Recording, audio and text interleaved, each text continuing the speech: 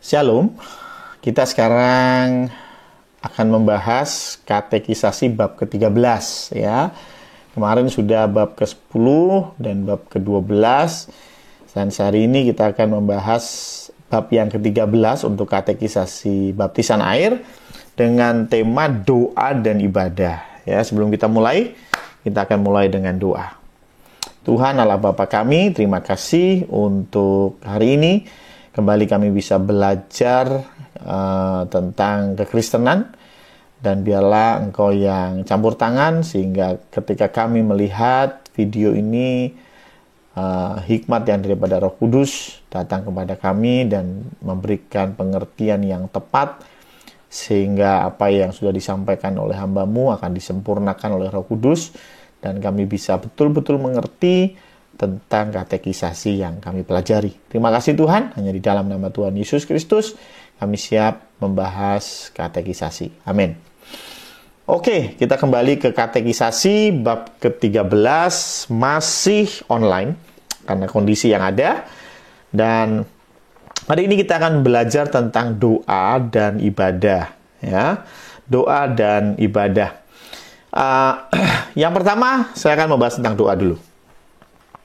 Doa di sini yang pertama adalah cara berdoa. Ya, cara berdoa dari Matius 6 ayat 5 sampai dengan 8, demikian firman Tuhan. Dan apabila kamu berdoa, janganlah berdoa seperti orang munafik. Mereka suka mengucapkan doanya dengan berdiri dalam rumah-rumah ibadat dan pada tikungan-tikungan jalan raya, supaya mereka dilihat orang.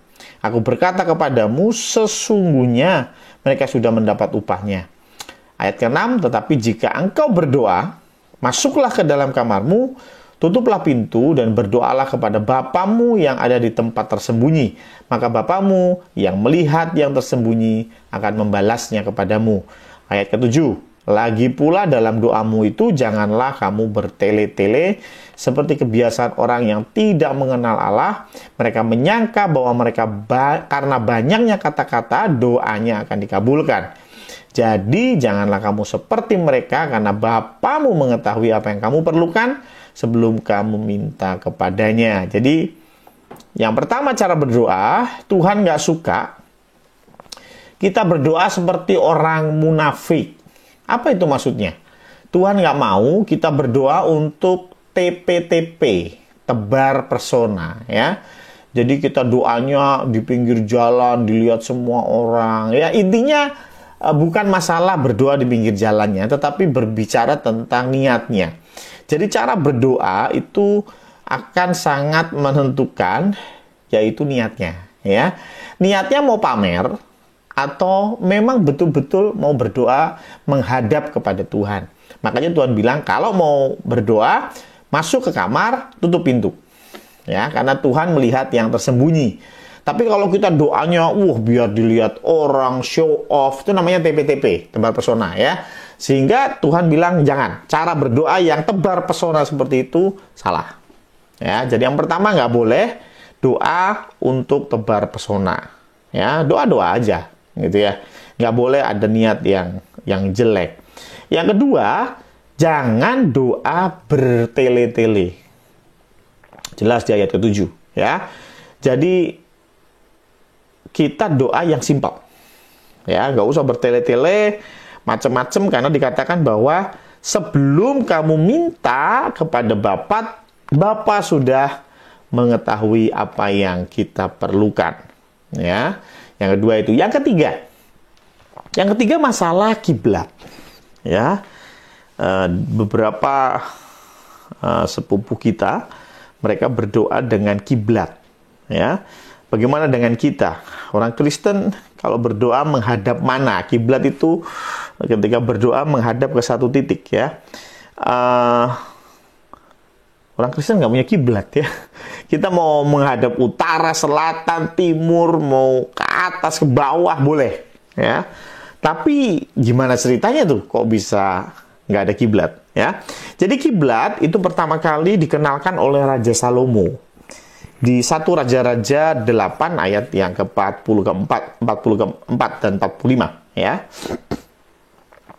Apa apabila umatmu keluar untuk berperang melawan musuhnya ke arah manapun, engkau menyuruh mereka, dan apabila mereka berdoa kepada Tuhan dengan berkiblat ke kota yang telah kau pilih dan ke rumah yang telah kudirikan bagi namamu, maka engkau kiranya mendengarkan di surga doa dan permohonan mereka, dan engkau kiranya memberikan keadilan kepada mereka.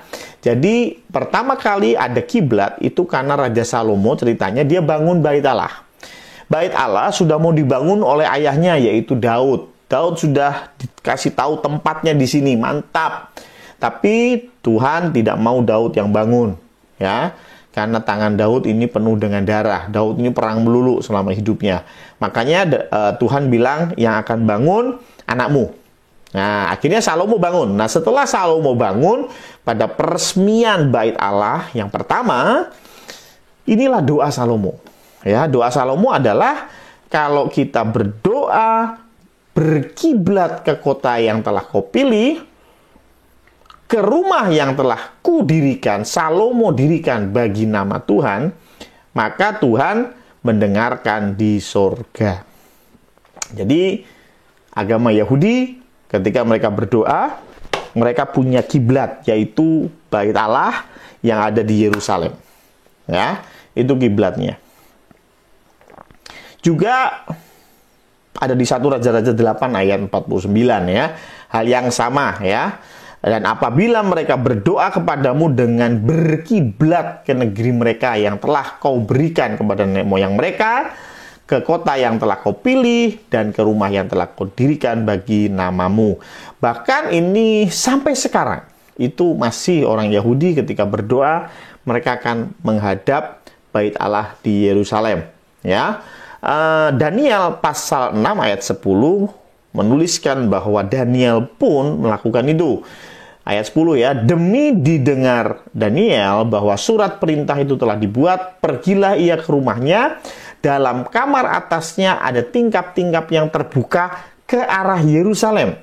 3 kali sehari ia berlutut berdoa serta memuji Allahnya, seperti yang biasa dilakukannya. Jadi Daniel, karena dia orang Yahudi, dia dibuang ke Babel, tetap dia berdoa dengan arah Yerusalem.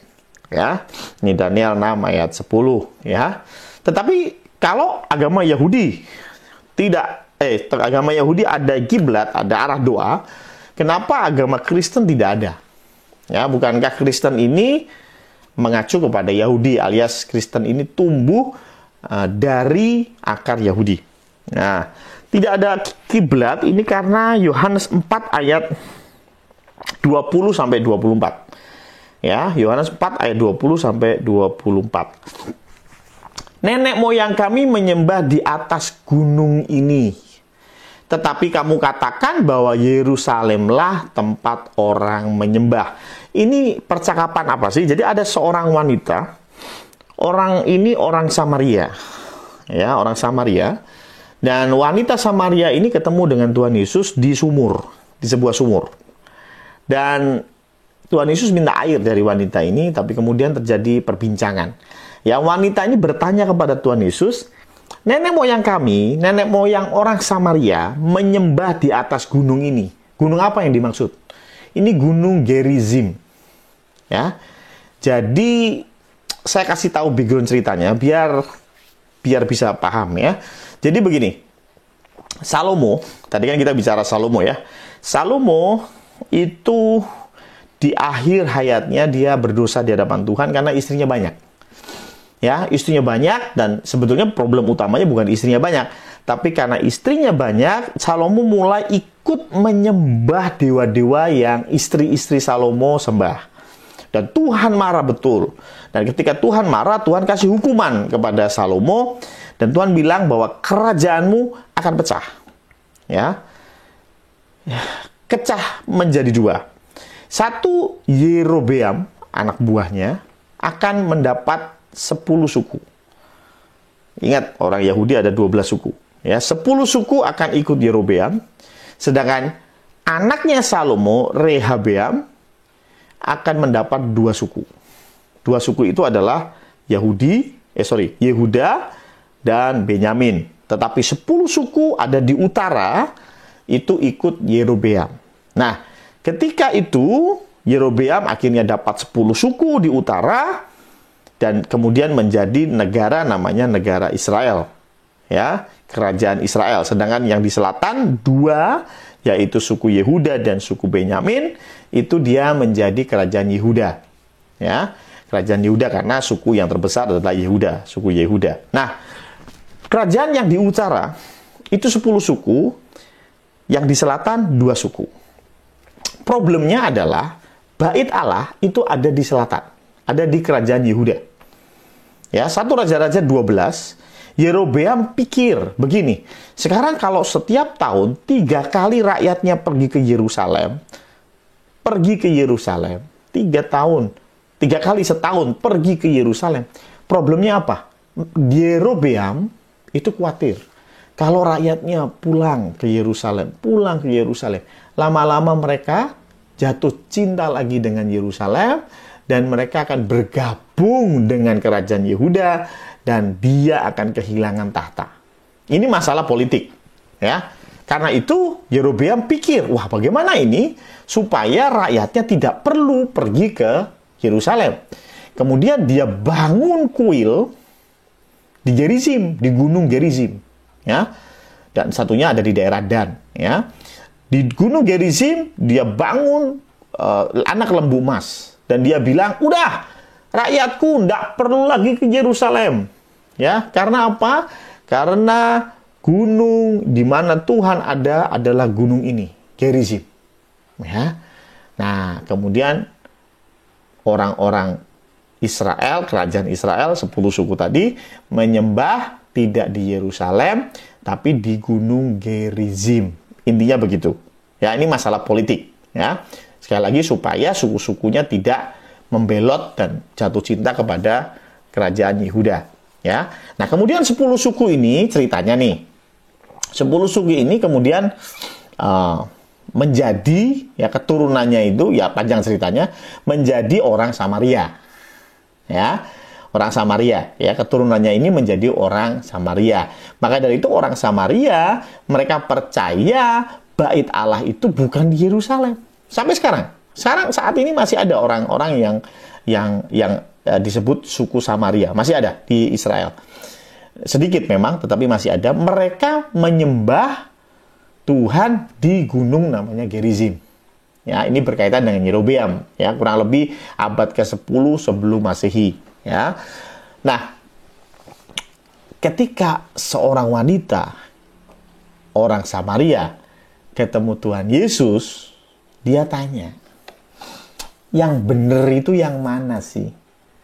Menyembah Tuhan itu di gunung ini, di gunung Gerizim, atau di Yerusalem? Kurang lebih begitu. Karena si wanita ini rupanya bingung. Kok orang Yahudi menyembahnya di Yerusalem, orang Samaria menyembahnya di Gerizim? Dengan background cerita yang saya sudah sampaikan sejarahnya. Sehingga orang Samaria ini, wanita Samaria ini tanya, Tuhan Yesus, yang benar itu, kita menyembah itu kiblatnya kemana? Gampangnya begitulah. Ke Gerizim, yang dipercaya oleh orang Samaria, atau di Yerusalem yang dipercaya oleh orang Yahudi. Yang menarik ayat 21, Tuhan Yesus berkata kepadanya, percayalah kepadaku, hai perempuan, saatnya akan tiba. Pada waktu Tuhan Yesus omong, saatnya memang belum tiba. Tapi saatnya akan tiba bahwa kamu akan menyembah Bapa bukan di gunung ini, bukan di gunung Gerizim, dan bukan juga di Yerusalem. Kamu menyembah apa yang tidak kamu kenal. Kami menyembah apa yang kami kenal. Sebab keselamatan datang dari bangsa Yahudi. Tetapi saatnya akan datang dan sudah tiba sekarang, bahwa penyembah-penyembah benar akan menyembah Bapa dalam roh dan kebenaran. Sebab Bapa menghendaki penyembah-penyembah demikian. Allah itu roh, dan barang siapa yang menyembah dia harus menyembahnya dalam roh dan kebenaran. Jadi ketika ditanya gunung Gerizim atau gunung Yerusalem, Bait Allah, Tuhan bilang apa? Enggak di situ, enggak di sini. Kenapa? Karena kita ini menyembah Allah yang roh. Karena itu harus menyembahnya dalam roh. Roh itu nggak punya arah. Roh itu tidak seperti materi. Ya. Roh itu ada di banyak tempat. Ya. Saya mau tanya, Tuhan lu ada di mana? Di Amerika? Di Cina? Di Indonesia? Di Surabaya? Ya kita nggak bisa ngomong, karena roh itu beda dimensi dengan kita. Ya, maka dari itu Tuhan bilang apa? Nanti dan saatnya sudah tiba sekarang, yaitu ketika Tuhan Yesus mati di kayu salib. Ya, kita bisa menyembah Tuhan tidak lagi terikat oleh arah kiblat, tetapi kita menyembah Tuhan di dalam roh dan kebenaran. Kenapa dulu nggak bisa kita menyembah Tuhan di dalam roh? Karena kita adalah orang yang berdosa. Ketika kita berdosa, dosa itu membuat kita terpisah dengan Allah. Sehingga kita tidak akan bisa mencapai Allah. Itulah mengapa harus nunggu saatnya akan tiba. Yaitu apa? Ketika Tuhan Yesus mati, menebus orang yang percaya kepadanya. Sehingga orang yang percaya akan dilayakkan, akan dikuduskan, akan disucikan. Nah, ketika kita sudah suci, sudah kudus, maka kita bisa menyembah Allah di dalam roh dan kebenaran. Artinya kita nggak perlu kiblat. Nah, itu intinya. Ya, itulah mengapa orang Kristen berdoa terserah mau madep mana. Ya, doa itu mau madep mana terserah. Nggak usah dipikir harus madep utara, timur, atas, bawah, nggak peduli. Karena apa? Ayat ini. Ya, ini juga berbicara tentang masalah ketahiran. Ya, tadi saya bilang, kenapa kita tidak bisa menyembah Tuhan di dalam roh dan kebenaran pada zaman perjanjian lama? Karena kita masih di bawah murka Tuhan. Kita masih berdosa. Kita nggak bisa, orang berdosa nggak bisa ketemu dengan Allah yang kudus. Kita terpisah dengan Allah karena kita berdosa. Ya, dosalah yang memisahkan kita. Tetapi ketika kita ditebus oleh Tuhan Yesus Kristus di atas kayu salib, kita bisa menyembah di dalam roh dan kebenaran. Ya. Nah, tetapi juga di samping masalah kiblat, Tuhan juga bicara masalah tahir. Jadi gini, orang Israel, orang Yahudi, sampai hari ini, kalau mereka mau pergi ke bait Allah, mereka harus masuk ke dalam kolam penyucian, namanya mikveh. Kenapa? Karena ini bayangan. Ya, saya pernah bicara tentang bayangan. Jadi, perjanjian lama adalah bayangan dari perjanjian baru. Ini adalah bayangan. Kalau kita mau ketemu Tuhan Yesus, ketemu Allah Bapa, di bait Allah itu simbol dari Allah Bapa, kita harus pergi ke mikveh dulu. Kita harus menyucikan tubuh kita dulu. Ya, baru kita dilayakkan pergi ke Allah Bapa, ya. Nah, tetapi itu bayangan bahwa sekarang sebelum kita menyembah di dalam roh dan kebenaran, kita harus terima Kristus dulu sehingga kita dilayakkan untuk menyembah Allah Bapa di dalam roh dan kebenaran. Maka dari itu, kita sudah tidak perlu lagi nyuci-nyuci baju. Ya, perjanjian lama ketika mereka mau pergi ke bait Allah, mereka harus masuk ke kolam penyucian. Salah satunya ada di Imamat 14 ayat 8. Orang yang akan ditahirkan itu, dikuduskan itu, disucikan itu, haruslah mencuci pakaiannya, mencukur seluruh rambutnya, dan membasuh tubuhnya dengan air. Maka ia menjadi tahir. Sesudah itu ia boleh masuk ke dalam perkemahan, maksudnya bait Allah, kemah Allah. Tetapi harus tinggal di luar kemahnya sendiri 7 hari lamanya. Ya, jadi zaman dulu ada membersihkan tubuh. Tetapi kalau sekarang Tuhan tidak lagi bicara jasmani, sekali lagi. Tuhan yang kita sembah harus kita sembah dalam roh dan kebenaran. Karena itu sudah nggak penting lagi apakah kita sudah mandi atau belum. kalau mau berdoa harus mandi dulu. Enggak. Ketika engkau masuk ke dalam lumpur, kecemplung lumpur, badanmu kotor semua, dan engkau minta pertolongan Tuhan, lipat tanganmu berdoa. Tuhan dengar. Kenapa? Karena kita sudah tidak lagi menyembah di dalam jasmani. Kita menyembah di dalam roh dan kebenaran. Kita nggak lagi mikirin kalau mau berdoa harus cuci tangan, harus bersihin kaki, semuanya harus bersih, baru menghadap Tuhan. Sekali lagi, itu adalah lambang. Lambang bahwa kalau kita mau menghadap Tuhan harus bersih. Tapi yang sebetulnya itu bicara tentang dosa. Kalau dosa kita sudah dibersihkan melalui Roh Kudus, pasti kita bisa menyembah di dalam roh, ya, dan kebenaran. Ya. Nah, siapa yang membuat kita layak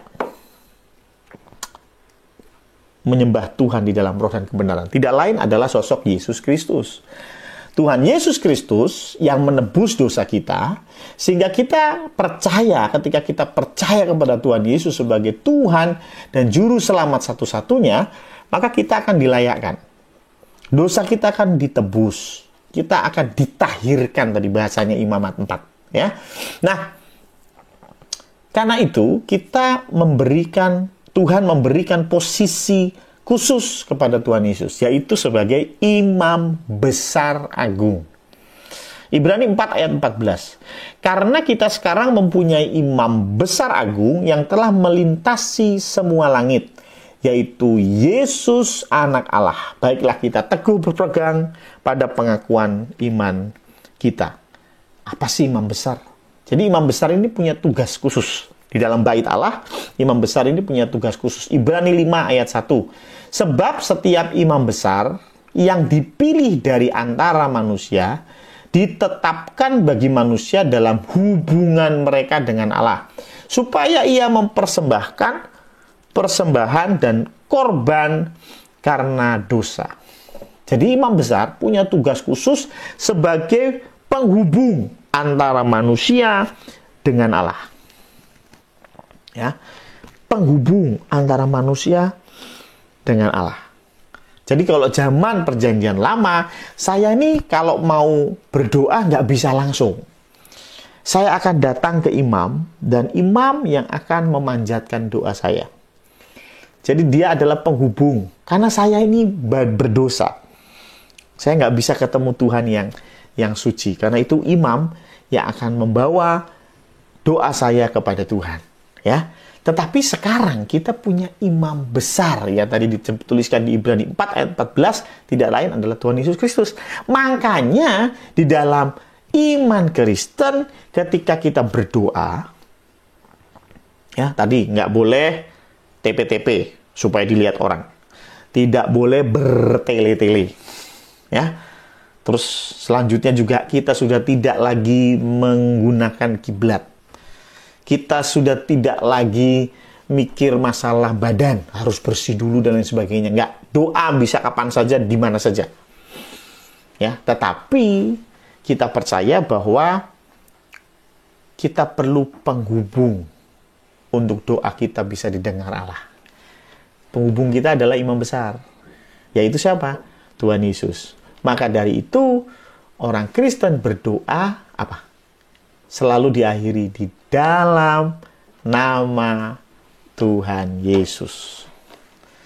Ada orang yang nggak paham tentang ini dan berkata di dalam Alkitab tidak ada tulisan berdoa itu di dalam nama Tuhan Yesus. Ya memang nggak ada. Tetapi ini adalah doktrin bahwa Tuhan Yesus Kristus adalah imam besar kita yang menghubungkan kita dengan Allah Bapa. Ya, makanya kita berdoanya dalam nama Tuhan Yesus Kristus. Nah, kalau berdoanya nggak pakai itu, apa nggak didengar Pak Pendeta? Don't worry, Tuhan itu tidak mendengar dengan telinga, tetapi Tuhan bisa mendengar suara hati kita. Ya, tetapi ini masalahnya doktrin. Ya, kalau bisa, ketika kita berdoa secara umum, berdoa bareng-bareng, kita ikrarkan di dalam nama Tuhan Yesus Kristus sebagai bentuk pengakuan iman kita bahwa kita bisa berhubungan dengan Allah Bapa melalui Tuhan Yesus Kristus. Ya, tapi kalau engkau sedih sekali, engkau sedang dalam masalah berat, di dalam kamar, engkau sendirian, lipat tanganmu, engkau nggak bisa omong, engkau hanya bisa meneteskan air mata. Engkau berteriak, bahkan suaramu pun sudah nggak karu-karuan. Saya mau bilang, Tuhan tetap mendengar doamu. Ya, Tuhan tetap mendengar doamu. Yesaya 59 ayat 1 dan 2. Sesungguhnya tangan Tuhan tidak kurang panjang untuk menyelamatkan, dan pendengarannya tidak kurang tajam untuk mendengar. Tuhan kita nggak tuli, don't worry. Ya, tapi yang merupakan pemisah antara kamu dan Allahmu ialah segala kejahatanmu, dan yang membuat dia menyembunyikan diri terhadap kamu sehingga ia tidak mendengar ialah segala dosamu. Jadi kita perlu Tuhan Yesus supaya doa kita didengar. Ketika engkau percaya kepada Tuhan Yesus Kristus sebagai Tuhan dan Juru Selamat, pasti Tuhan akan mendengar doamu. Tadi di depan ada kalimat begini, jangan doa bertele-tele, sebab Tuhan itu tahu apa yang kita perlukan sebelum kita memintanya. Nah, kalau Tuhan sudah tahu sebelum kita minta sama Tuhan, nah terus untuk apa doa? Ya, doa itu untuk apa? Nah kan Tuhan sudah tahu apa yang kita minta. Buat apa doa ya? Nah ini menarik ya. Jadi doa punya fungsi apa sih?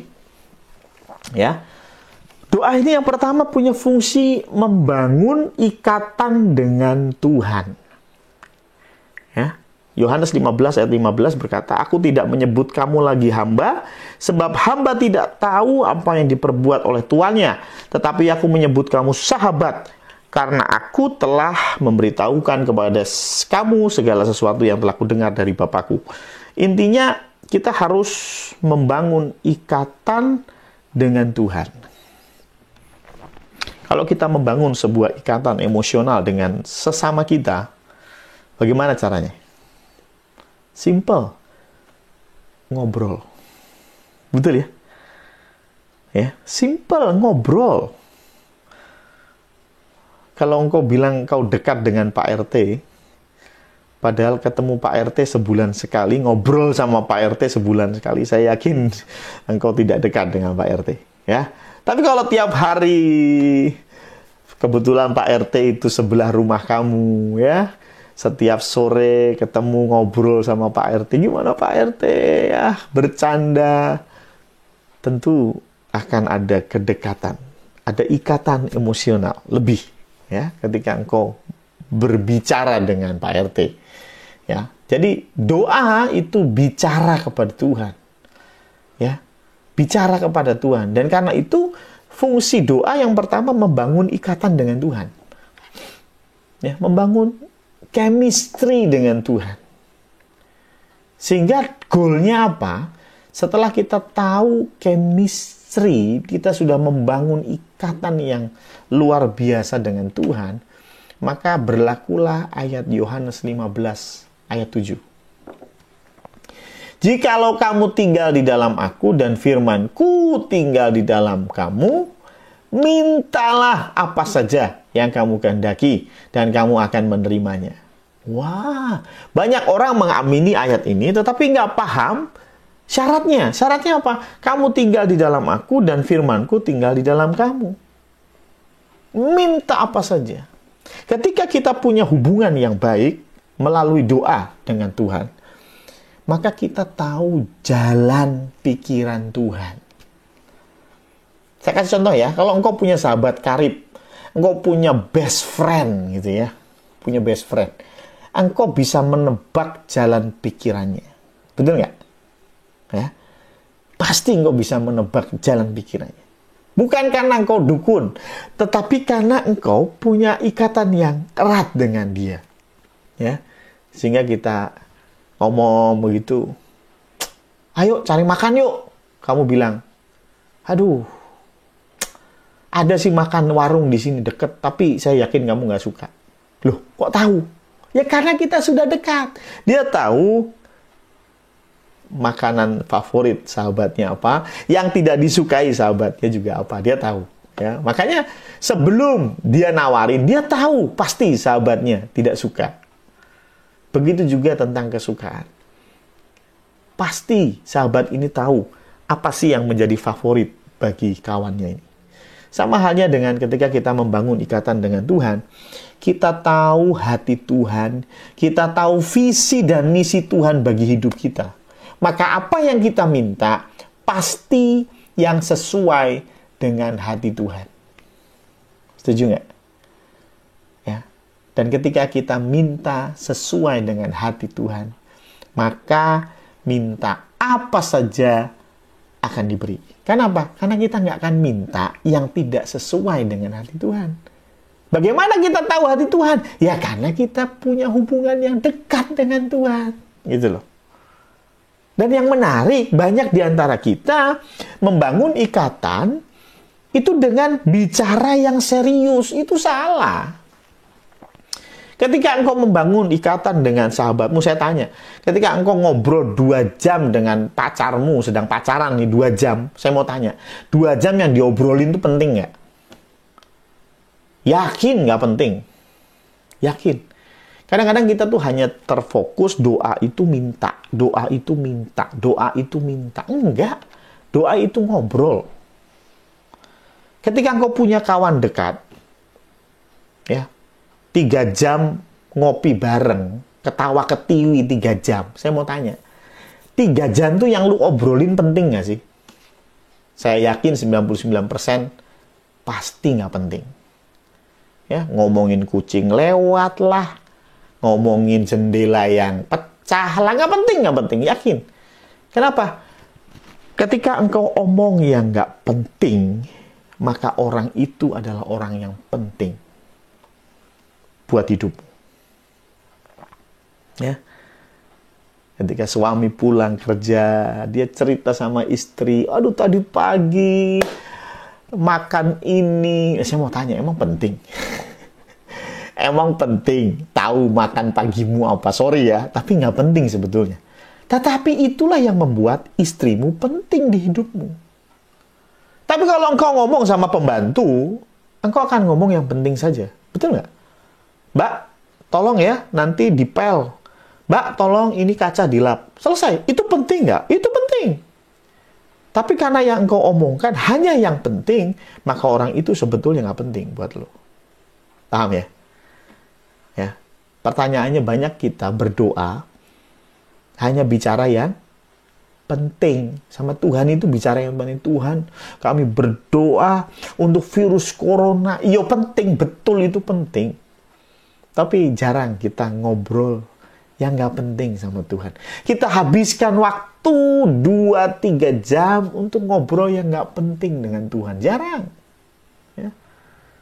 Padahal obrolan yang nggak penting itulah yang membuat ikatan emosional itu erat. Coba cek kehidupan pribadi Anda. Ya, ketika Anda bicara sama sahabat, yakin yang ada adalah yang nggak penting. Ya, nggak mungkin Anda ketemu sama sahabat lalu berbicara gimana tentang indeks saham gabungan di biro di stok ya bursa saham. Nggak mungkin ya. Ya itu itu penting, tapi itu akan kau bicarakan dengan orang-orang yang nggak penting, anak buahmu, bosmu, yang ya kalau ada syukur nggak ada nggak apa-apa ya. Tapi untuk your best friend, engkau akan bicara hal-hal yang nggak penting. Bicara tentang warna baju lah, ya nggak penting kan.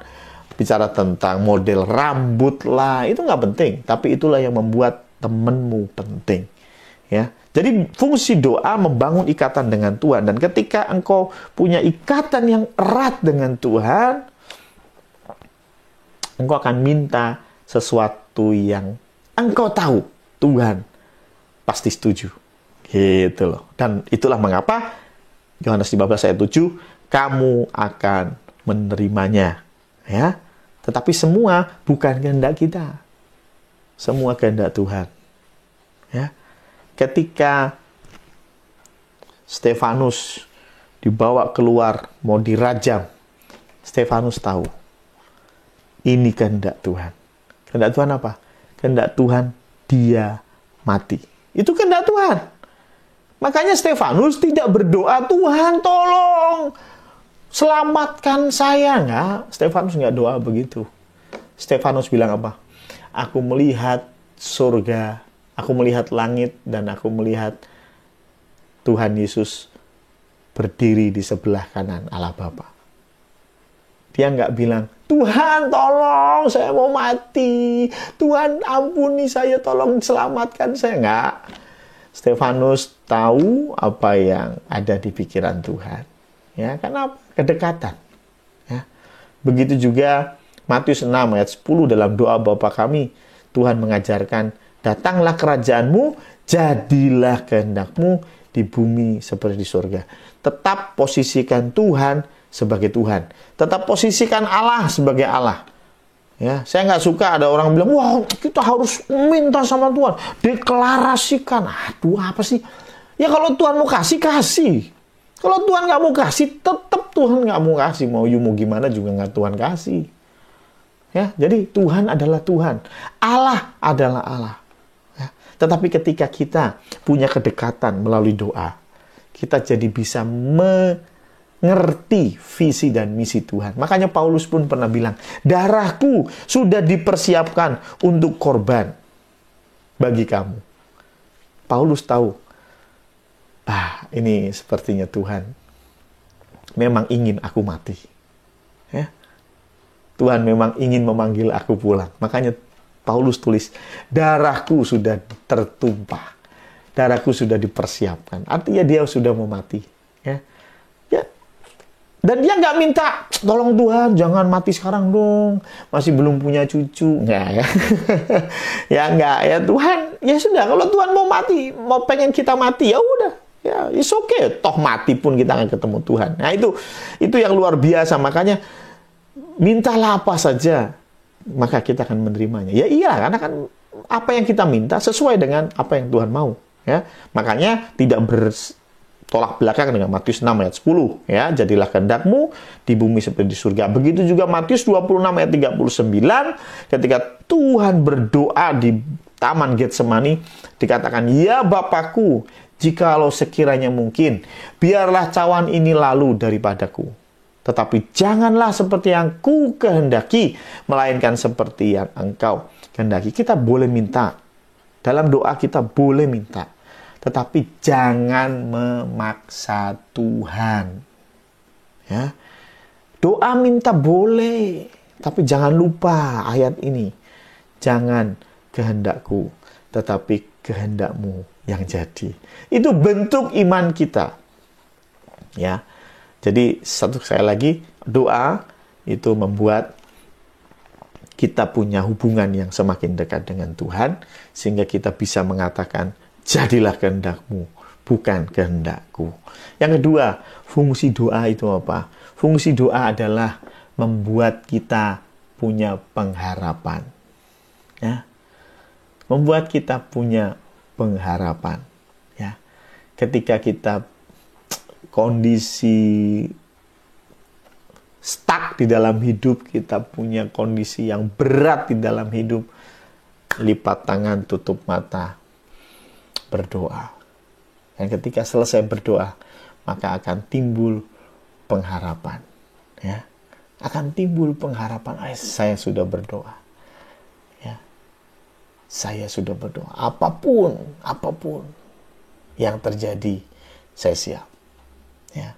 Yang ketiga, di dalam doa kita diberikan kekuatan menghadapi segala sesuatu. Karena kita tahu kita sudah serahkan segala kekhawatiran di tangan Tuhan. Ketika Tuhan Yesus mau disalib, dia tahu harinya sudah dekat. Dia berdoa di Taman Getsemani sampai ketakutan, bahkan keringatnya seperti darah.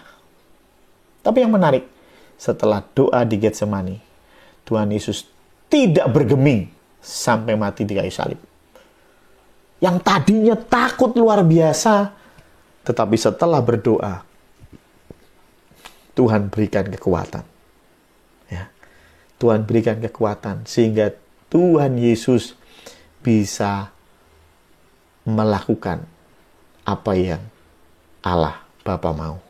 Walaupun itu berat, tetapi Tuhan bisa sanggup melakukannya.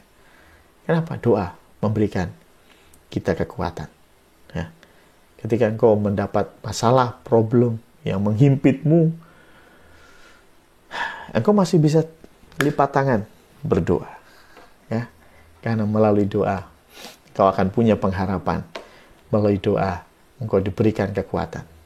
Memang ada yang mengatakan di dalam Injil, kalau engkau punya iman sebesar biji sesawi, engkau akan dimampukan memindahkan gunung. Tetapi ada satu quote yang cantik juga, kalau engkau punya iman lebih besar dari biji sesawi, maka engkau akan diberikan kekuatan untuk mendaki gunung. Gunung masalahnya nggak pindah, masalahnya tetap ada, tetapi dengan iman yang lebih besar dari biji sesawi, engkau diberikan kekuatan melalui doa untuk mendaki gunung. Ya, itu bicara tentang doa. Nah, sekarang kita bicara ke subbab yang kedua, yaitu ibadah. Ibadah itu apaan ya? Jadi ibadah, di dalam ibadah itu ada 4. Yang penting di dalam pokok ibadah ada 4, yaitu doa, pujian, firman Tuhan, dan persembahan. Ada 4 ini yang perlu. Ya, Nehemia 8 ayat 5 sampai dengan 6, saya bacakan. Esra, ini konsepnya ya. Esra membuka kitab itu di depan mata seluruh umat. Karena ia berdiri lebih tinggi dari semua orang itu, pada waktu ia membuka kitab itu, semua orang bangkit berdiri. Lalu Esra memuji Tuhan. Jadi ada pujian. Ya. Allah yang maha besar, dan semua orang menyambut dengan amin, amin, sambil mengangkat tangan.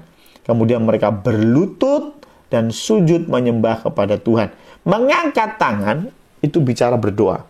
Ya, jadi orang Ibrani berdoa seperti ini. 1 Raja-Raja 8 ayat 38. Lalu seseorang atau segenap umatmu Israel memanjatkan doa dan permohonan di rumah ini dengan menadahkan tangannya.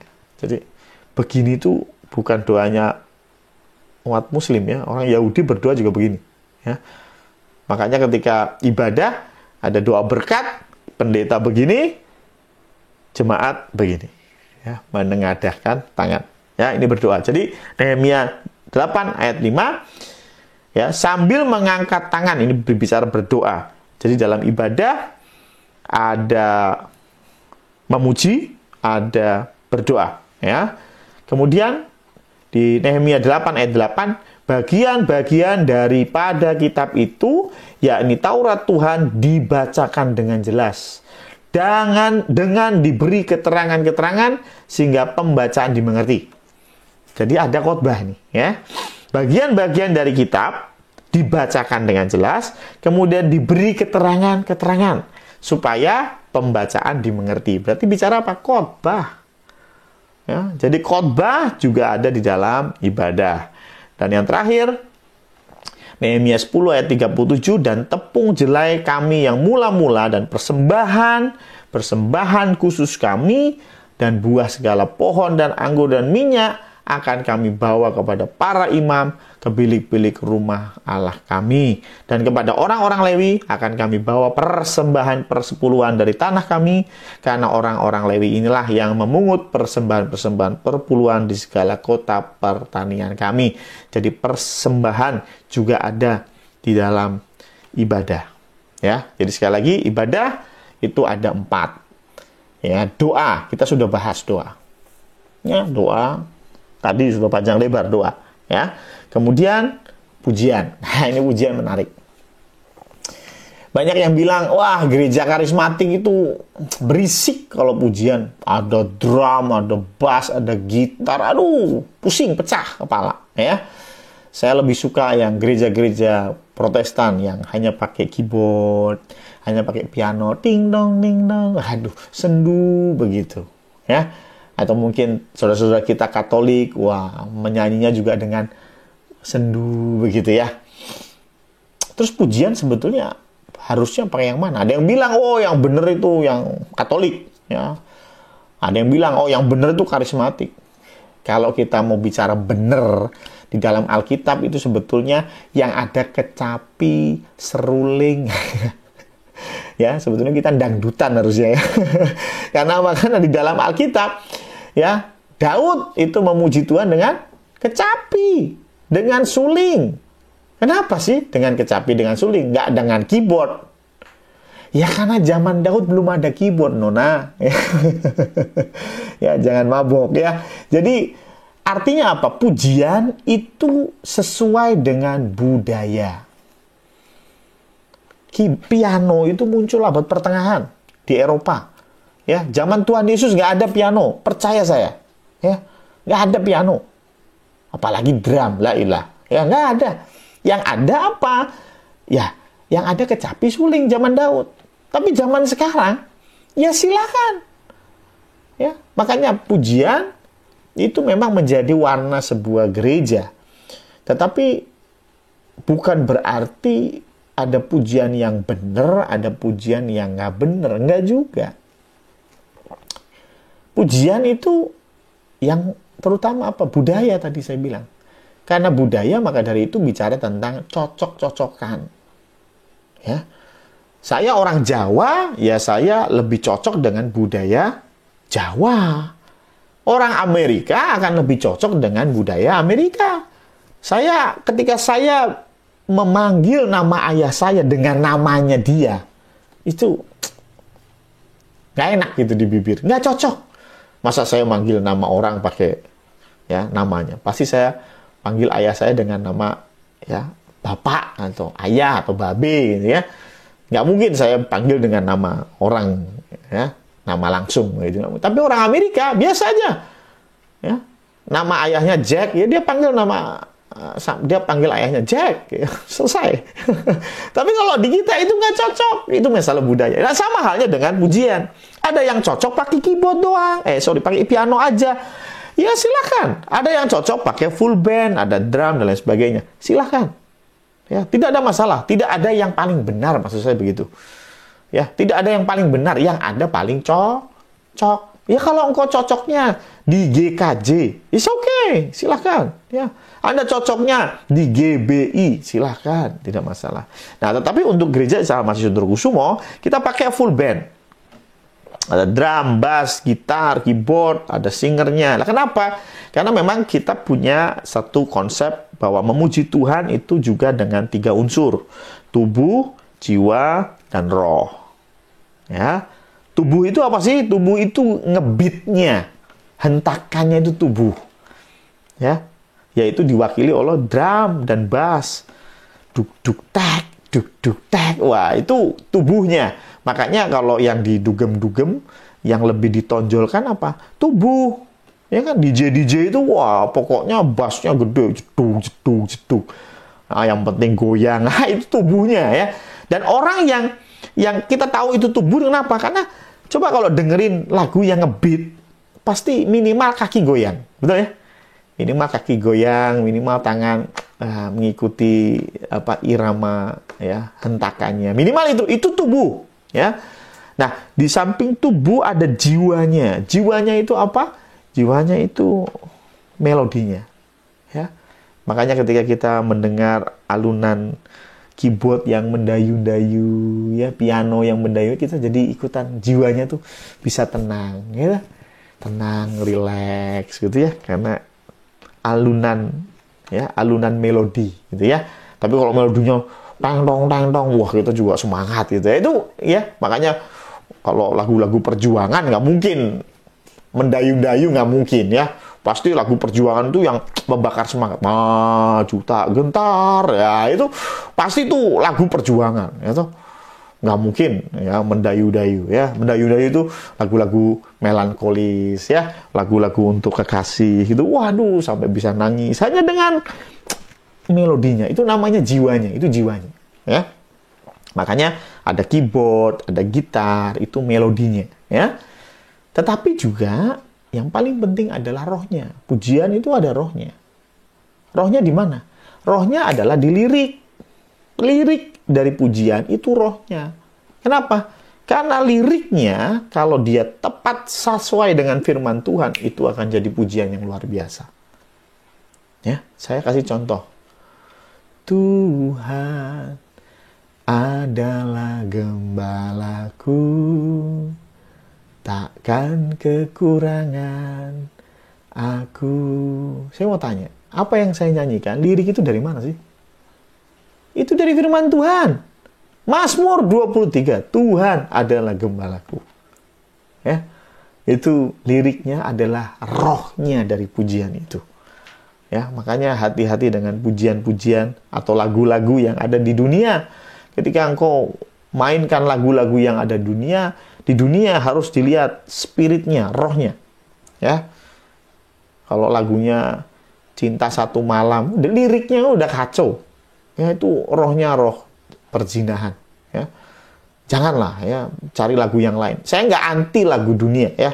Saya juga penggemar, ya, MLTR, ya, saya punya, ya. Karena apa? Liriknya bagus, ya. Liriknya romantis, indah, ya, didengarkan enak, ya. Itu rohnya, ya. Jadi itulah mengapa Gereja Isa Al-Masih Condrokusumo kita combine tubuh, jiwa, dan roh, ya, menjadi satu kesatuan untuk memuji Tuhan. Ya, kalau tubuhnya aja ya jelek, ya. Ya, rohnya itu yang paling penting memang. Ya, makanya kalau nggak ada tubuh, cuman ada gitar sama rohnya aja nggak apa-apa. Ya. Bahkan kalau nggak ada musiknya pun, ya, cuman ada rohnya aja nggak masalah. Nggak ada musiknya ya kita nyanyi aja. Berarti kan liriknya aja nggak masalah. Ya, kenapa? Sekali lagi ini konsep pujian. Ya, doa sudah, pujian udah, firman Tuhan ya silahkan. Tentu doktrin gereja masing-masing, ya. Dan yang ketiga, yang keempat adalah persembahan. Ya, saya juga sudah membahas tentang perpuluhan, ya, di bab yang lalu kalau nggak salah. Ya, ini juga bicara tentang persembahan, ya. Silahkan persembahan berikan kepada Tuhan. Nah, sekarang seperti pada saat ini, ya, kita mengadakan katekisasi secara online. Ini sebetulnya menarik karena sebelum ada kasus online ini, ya, sebelum ada COVID-19, ya, ada banyak yang bertanya, anak-anak muda, apa perlunya ke gereja? Ibadah, iya. Tapi bukankah berdoa bisa dilakukan di rumah? Tadi saya sudah jelaskan, kita nggak perlu berkiblat bahkan, ya. Doa bisa dilakukan di mana saja. Kapan saja. Doa bisa dilakukan di rumah. Ya, bisa. Menyanyi puji-pujian, bisa nyanyi di rumah. Bisa. Mendengarkan firman Tuhan, bisa.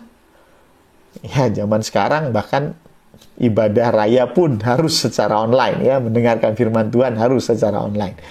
Ya, artinya bisa mendengarkan firman Tuhan secara online. Ya. Yang keempat tadi apa? Persembahan. Bisa nggak persembahan online? Bisa banget. Ya, sekarang tinggal transfer pakai jempol. Mau transfer berapa bisa. Berarti lalu apa esensinya kita harus ke gereja? Oke, sekarang kita lagi maksudnya dihimbau tidak berkumpul, ya, sehingga kita nggak ibadah di gereja. Tapi ketika kondisi memungkinkan, saya tetap berharap kita bisa datang ke gereja. Untuk apa? Bukankah keempat elemen ibadah tadi bisa kita lakukan di rumah? Bahkan saat ini pun banyak gereja, hampir semua gereja lakukan ibadah di rumah. Karena memang bisa, 4 elemen itu bisa dilakukan di rumah. Terus ngapain kita ke gereja? Satu cerita, ini pengalaman pribadi. Saya gembala jemaat di Gereja Isa Al-Masih Condrokusumo. Salah seorang majelis saya, dia telepon ke saya. Pak Pendeta, di gereja kah? Ya, saya di gereja.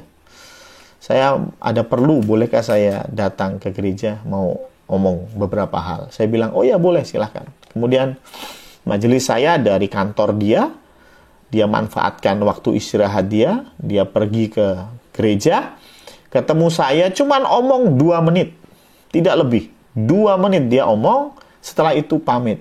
Sudah Pak Pendeta, saya hanya mau menyampaikan itu, saya permisi pulang. Dia pulang kembali ke kantor, dan dia kembali bekerja.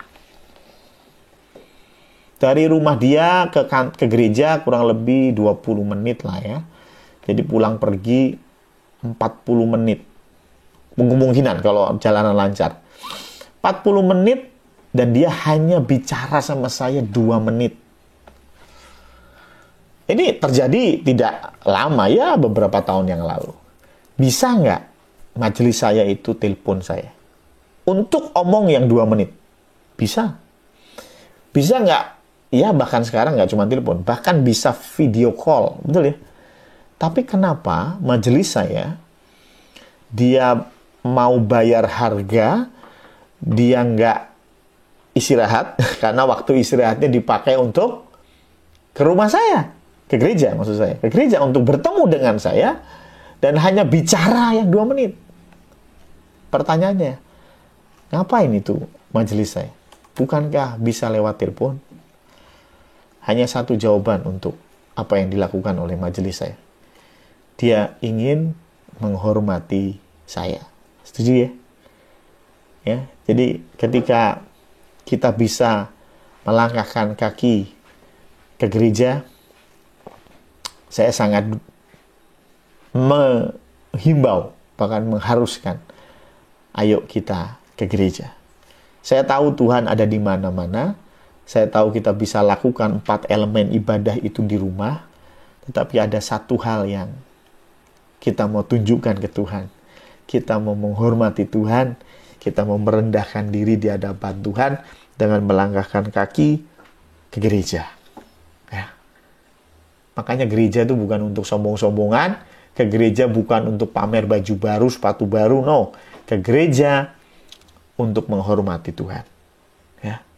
Memang sekali lagi, saat ini kita dihimbau tidak beribadah di gereja. Tapi ketika ini sudah berlalu, ayo jangan pernah kita tinggalkan beribadah bersama-sama di gereja. Bukan perkara online lebih enak, lebih nyaman, gak kepanasan. Ya, I know. Tapi ketika engkau bangun lebih pagi, engkau mandi, karena saya tahu ibadah online biasanya nggak mandi ya. Nggak ada yang lihat ini ya. Setelah itu Anda keluar dari rumah, Anda starter motor, pergi ke gereja, di gereja Anda melakukan ibadah, itu semua engkau lakukan untuk menghormati Tuhan. Dan Tuhan tahu isi hatimu. Dan Tuhan akan memberkati. Amin. Itu tentang ibadah.